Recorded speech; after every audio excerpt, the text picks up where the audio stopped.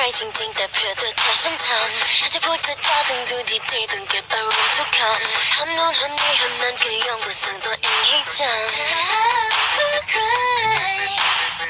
ทั้งที่ไม่ใช่อะไรในแบบที่ตัวฉันเป็นใช่แค่พยายามทำตัวเป็นสาในแบบที่เธอต้องการแค่ไม่เข้าใจทำไมเธอถึงไม่เห็นสนใจ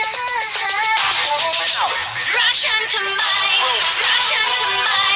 เธอไม่ชอบอะไรในตัวฉันเลยไปด้วยกันว่ามันห่วยถ้าฉันทำให้เธอป่วยเธอก็ช่วยเอาใจเธอคืนเข้าไปสักทีรักฉันทำไมรักฉันเพราะเธอเท่าไรเธอบอกยังอยู่ไม่ดีเธอให้เป็นเหมือนคนนั้นเธอให้เธอเหมือนคนนี้ถ้าชอบอย่างนี้เอาสิรักเขาได้เลยรักฉันทำไมไม่วันไม่สิ้นไม่เคยเข้าใจใครว่าอะไรไม่เธอที่หลงลืมไม่ตรงเวลาไม่ว่ากี่ทีที่เจอและทั้งนิสัยที่ไม่เข้าตาแต่เธอมันเป็นของเธอเข้าใจ